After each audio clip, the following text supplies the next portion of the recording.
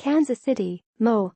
A Missouri appeals court on Tuesday that vacated a $72 million award to an Alabama woman who claimed her use of Johnson & Johnson products that contain talcum contributed to her ovarian cancer has thrown the vacated awards in similar cases into doubt.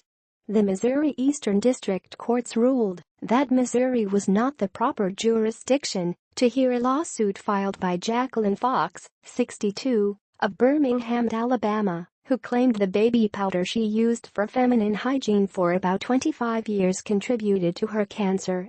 She died in 2015, about 4 months before her case went to trial in St. Louis Circuit Court. In February 2016, a jury awarded Fox $10 million in actual damages and $62 million in punitive damages, the first award in the lawsuits against Johnson & Johnson. The appeals court cited a Supreme Court ruling in June that placed limits on where injury lawsuits could be filed, saying state courts cannot hear claims against companies not based in the state where alleged injuries occurred.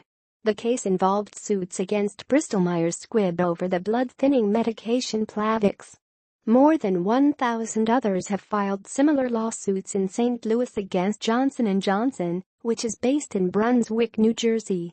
In 4 of 5 trials held so far, jurors awarded more than $300 million combined. Only 2 of the 64 cases attached to Fox's case lived in Missouri. The company appealed all the awards against it and says its products are safe. A spokeswoman said after Tuesday's ruling that Johnson & Johnson is confident its appeals will be successful. In the cases involving non-resident plaintiffs who sued in the state of Missouri, we consistently argued that there was no jurisdiction and we expect the existing verdicts that we are appealing to be reversed, spokeswoman Carol Goodrich said in a statement.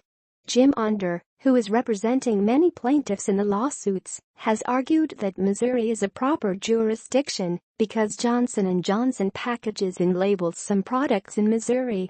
Onder's firm did not immediately return a call from the Associated Press Tuesday, but he told the St. Louis Post-Dispatch that the Supreme Court sent the Bristol case back to California State Court, and he is confident the Missouri Supreme Court will do the same.